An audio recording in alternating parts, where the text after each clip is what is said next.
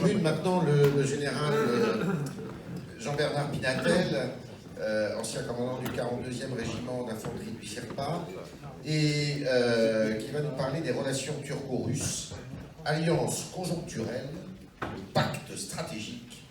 C'est l'interrogation à laquelle il va tenter de répondre. Bien, merci beaucoup.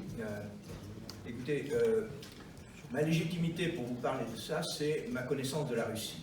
Donc, je connais très très bien ce pays.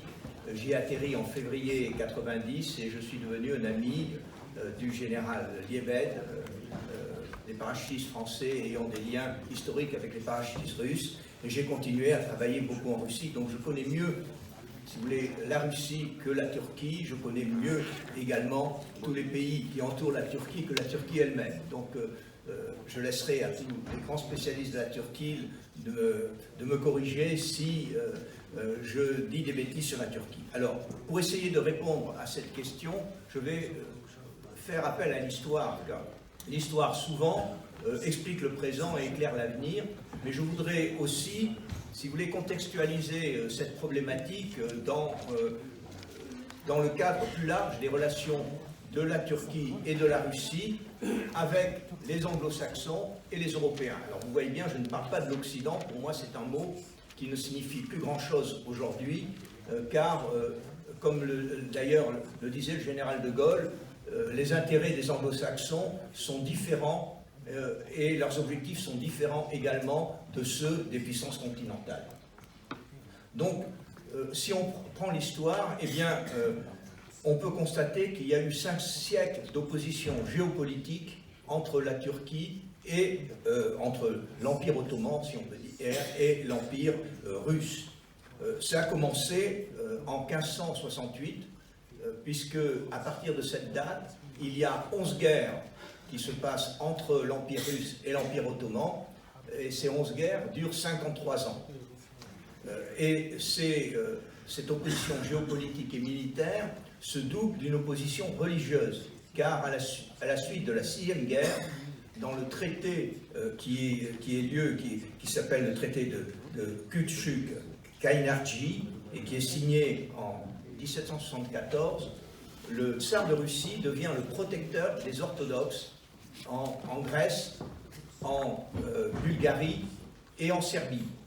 Et ce rôle de protecteur va se jouer à partir du XVIIIe et du XIXe siècle, où il y a notamment en Grèce des révoltes contre l'Empire ottoman et qui se traduisent par des massacres. D'ailleurs, c'est l'opposition qui aujourd'hui existe entre la Grèce et la Turquie, il y a des racines très fortes qui datent de cette époque, et je voudrais jeter un petit coup de projecteur sur les massacres qui ont eu lieu dans l'île de Chios, où, je regarde la date, en 1822, 25 000 habitants les habitants se révoltent, 25 000 habitants sont massacrés par les Turcs, 40 000 sont amenés à l'esclavage.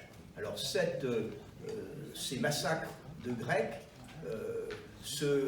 commencent évidemment, agitent l'empereur, le tsar de Russie, mais également agitent l'opinion européenne naissante qui dit il faut que l'on fasse quelque chose pour arrêter ça. Et il est décidé entre les 3 puissances, l'Angleterre, la France et la Russie, d'envoyer une flotte devant la baie de Navarin, où sont ancrées la flotte ottomane, la flotte égyptienne de Mehmet Ali et la flotte tunisienne.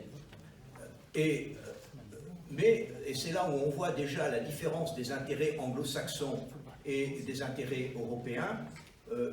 Le Foreign Office était déjà inquiet de la poussée de l'Empire russe vers les mers chaudes. Et donc donne à l'amiral Corrington, qui allait diriger ses escadres, des ordres très restrictifs sur l'ouverture du feu, voulant faire de cette démonstration beaucoup plus une démonstration vis-à-vis pour calmer l'opinion européenne. Ce qui se passe, c'est quand la flotte anglaise et la flotte française rentrent dans la baie de Navarin, suivie de la flotte russe, eh bien, les forces ottomanes, qui sont en termes de canon 3 fois supérieures, font des provocations et ça se passe très mal pour eux, puisque à partir de 14 heures, la bataille est généralisée et l'ensemble de la flotte turque, égyptienne et tunisienne est envoyée par le fond, plus de 6000 morts contre 250 dans l'escadre européenne, si on peut dire, et russe.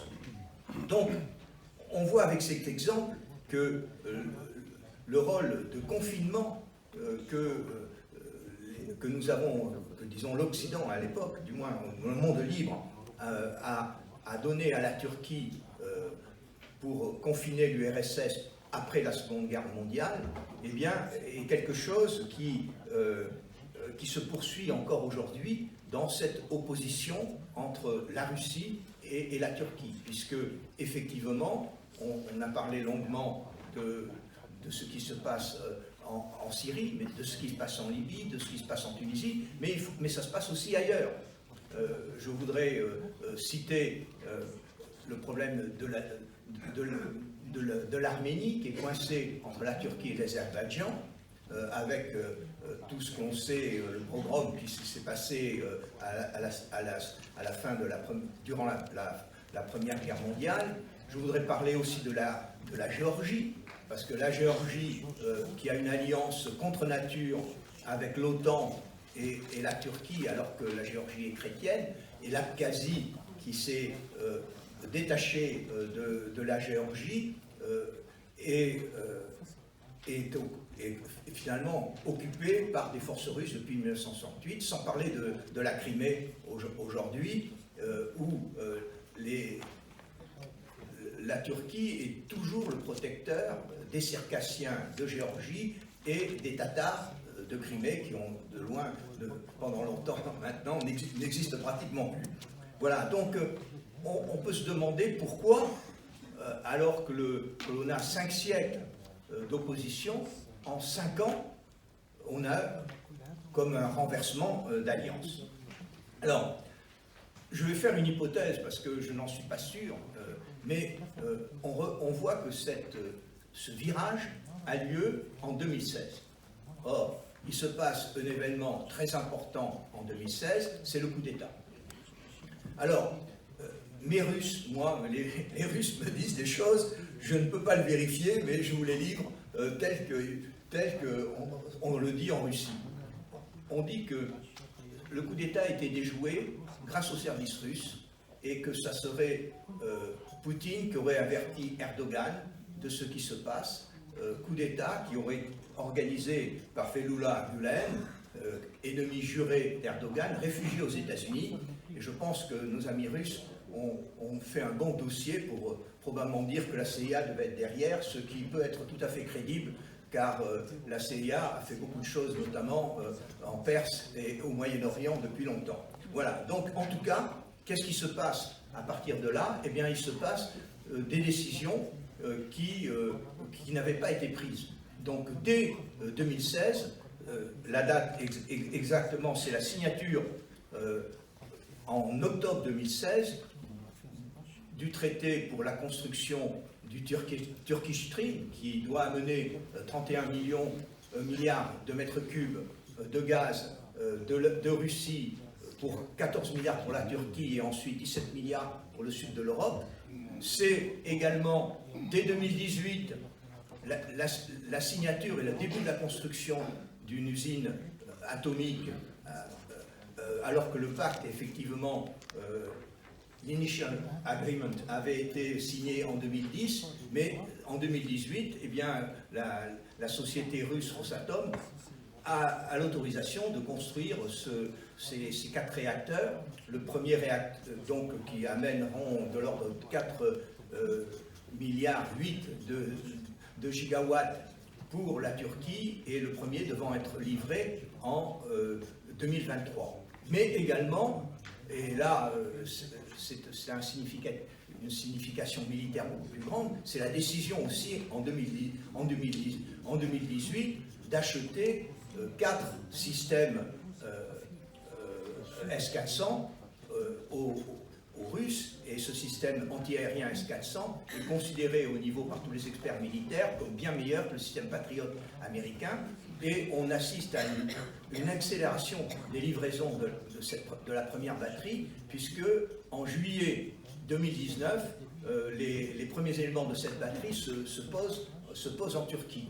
Immédiatement d'ailleurs, les Américains ripostent par le biais du secrétaire à la Défense qui dit on enlève la Turquie du programme du F-15 Lightning II et il est incompatible qu'on vende des F-15 à des gens qui effectivement ont acheté des systèmes antiaériens et qui pourraient connaître toutes les vulnérabilités que cet avion a. Voilà. Ça n'embête pas Erdogan, il fonce à Moscou en fin septembre et il assiste en compagnie de Poutine au salon aéronautique et spatial qui se tient dans la région de Moscou en fin septembre, début octobre. Et là, devant un journaliste de la Associated Press, où on lui présente le Su-57, qui est l'avion de 5e génération russe, et qui sera au moins aussi valable que le F-35, eh bien, il pose la question, est-ce que je pourrais l'acheter?